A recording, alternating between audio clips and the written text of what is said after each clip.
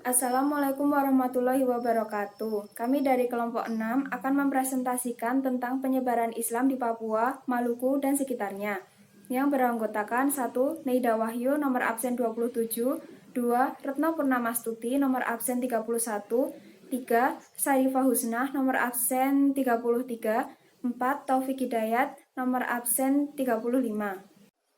Islam lahir di Mekah pada tahun 611 Masehi, ditandai dengan turunnya Al-Quran yang pertama. Mula-mula, ajaran Islam berkembang di Mekah dan Madinah.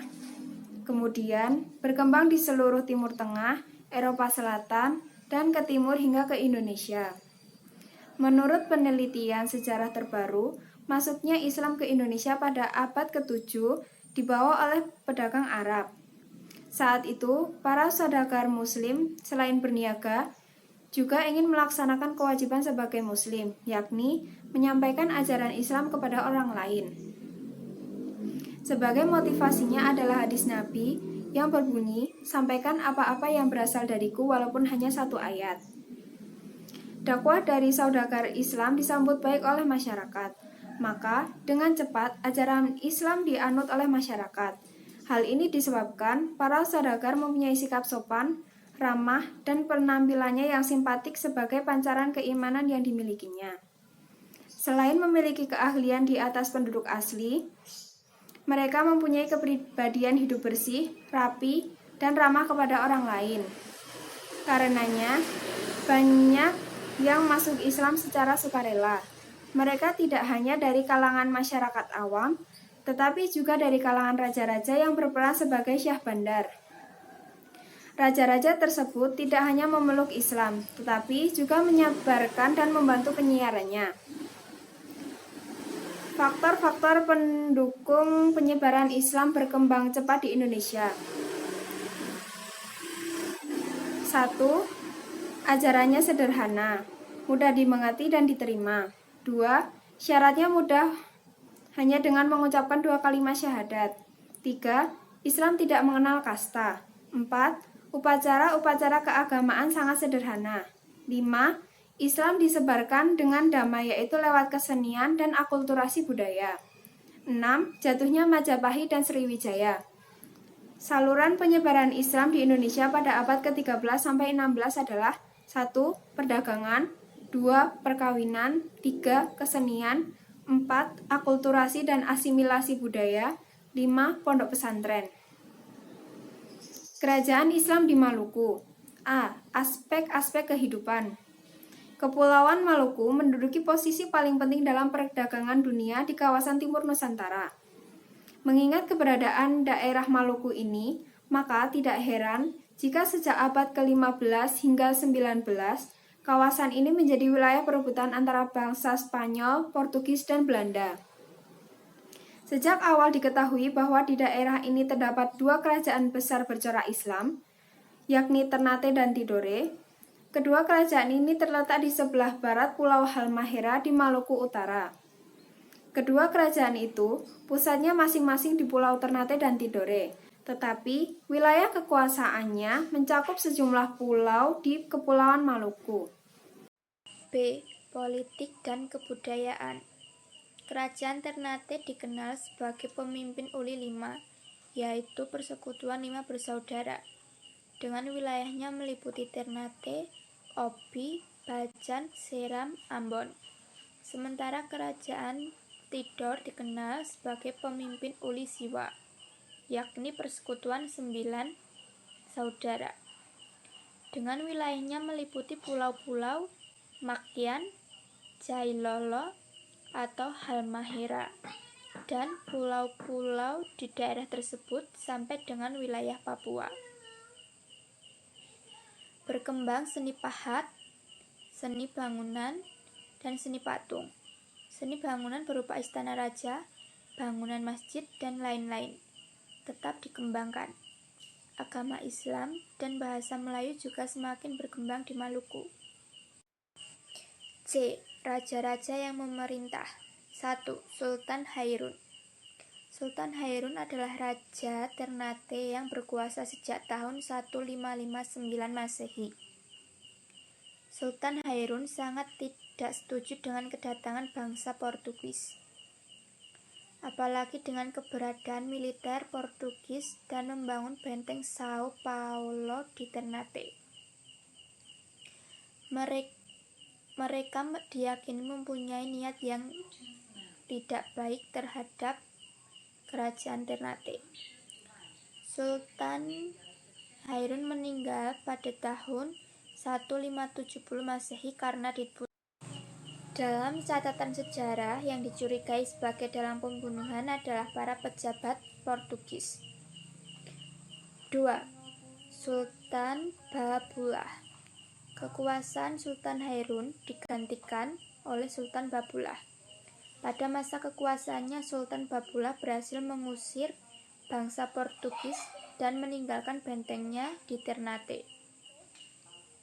Mereka pergi ke selatan, kemudian pada tahun 157 Masehi, Portugis berhasil menundukkan Timor. Bangsa Portugis menduduki Timor sampai pada tahun 1976 Masehi. Selain keberhasilannya mengusir penjajah Portugis, Sultan Babullah juga membawa kerajaan Ternate memperluas daerah kekuasaan sampai ke Maluku, Sulawesi, Papua, Minangkabau, dan Bima. Karena prestasinya yang gemilang tersebut, Sultan Babullah menyandang julukan Tuan dari 72 Pulau. 3. Sultan Nuku dan Zainal Abidin. Raja Tidore mencapai puncak kejayaan pada masa pemerintahan Sultan Nuku pada tahun 1780 sampai 1805 Masehi. Sultan Nuku dapat menyatakan Ternate dan Tidore untuk bersama-sama melawan Belanda yang dibantu Inggris. Belanda kalah serta terusir dari Tidore dan Ternate. Sementara itu, Inggris tidak mendapat apa-apa kecuali hubungan dagang biasa. Sultan Nuku memang cerdik, berani, ulet, dan waspada. Sejak saat itu, Tidore dan Ternate tidak diganggu baik oleh Portugis, Spanyol, Belanda maupun Inggris, sehingga kemakmuran rakyatnya terus meningkat. Wilayah kekuasaan Tidore cukup luas, meliputi Pulau Seram, Makayan, Halmahera, Pulau Raja Ampat, Kai, dan Papua. Pengganti Sultan Nuku adalah adiknya, Zainal Abidin. Ia juga giat menentang Belanda yang ingin menjajah kembali. Kedatangan Islam di Papua. Berdasarkan sumber tradisi lisan dari keturunan raja-raja di Raja Ampat seorang Fak-Fak, Kaimana, dan Teluk Bintuni Manwari, Islam sudah lebih awal datang ke daerah ini. Ada beberapa pendapat mengenai kedatangan Islam di Papua. Pertama, Islam datang di Papua pada tahun 1350 yang disebarkan oleh Mubarik asal Aceh, yaitu Abdul Qodar. Pendapat ini juga berasal dari sumber lisan yang disampaikan oleh putra bungsu Raja Rebawati ke-16 yaitu Muhammad Siddiq Bau dan Raja Rebawati ke-17 yaitu Haji Ismail Samali Bau. Abdul Ghaffar berdakwah selama 14 tahun mulai dari tahun 1360 sampai 1374 di Rebawati dan di sekitarnya. Ia kemudian wafat dan dimakamkan di belakang masjid Kampung Rebawati tahun 1374. Kedua, pendapat yang menjelaskan bahwa agama Islam pertama kali mulai diperkenalkan di tanah Papua di Jazirah Onin, Patimunin, Fak-Fak oleh seorang sufi bernama Syarif Mu'az Al-Ghatan dengan gelar Syekh Jubah Biru dari negeri Arab. Pengislaman ini diperkirakan terjadi pada abad pertengahan ke-16 dengan bukti adanya Masjid Tunas Gain yang berumur sekitar 400 tahun atau dibangun sekitar 1587. Ketiga, pendapat yang mengatakan bahwa Islamisasi di Papua khususnya di Fak-Fak dikembangkan oleh pedagang-pedagang Bugis melalui Banda dan Seram Timur oleh seorang pedagang dari Arab bernama Hawetan At-Tamimi yang setelah lama menetap di Ambon. Proses pengislamannya dilakukan dengan cara khitanan di bawah ancaman penduduk setempat jika orang yang disunat mati. Kedua mubalik akan dibunuh, namun akhirnya mereka berhasil dalam khitanan tersebut. Kemudian penduduk setempat berduyun-duyun masuk agama Islam. Keempat, pendapat yang mengatakan Islam berasal dari Papua dari Bacan. Pada masa pemerintah Sultan Muhammad Al-Baqir, Kesultanan Bacan merencanakan syiar Islam ke seluruh penjuru negeri seperti Sulawesi, Kalimantan, Filipina, Nusa Tenggara, Jawa, dan Papua. Menurut Roman Arnold, Raja Bacan yang pertama masuk Islam adalah Zainal Abidin yang memerintah pada tahun 1521. Pada masa ini Bacan menguasai pulau-pulau di Papua serta pulau-pulau di sebelah barat lautnya seperti Waigo, Misol, Bagima, Salawati. Sultan Bacan kemudian meluaskan kekuasaannya hingga ke semenanjung kontin Fak-Fak di barat laut Papua pada tahun 1606. Melalui pengaruhnya dan para pedagang muslim, para pemuka masyarakat di pulau-pulau kecil itu lalu memeluk agama Islam. Meskipun pesisir menganut agama Islam, sebagian besar penduduk asli kedalaman masih tetap menganut agama lain. Kelima, pendapat yang mengatakan bahwa Islam di Papua berasal dari Maluku Utara. Sumber sejarah Tidore menyebutkan bahwa pada tahun 1443 Sultan Ibnu Mansur, Sultan Tidore ke-10 atau Sultan Papua I, memimpin ekspedisi ke Tanah Besar Papua.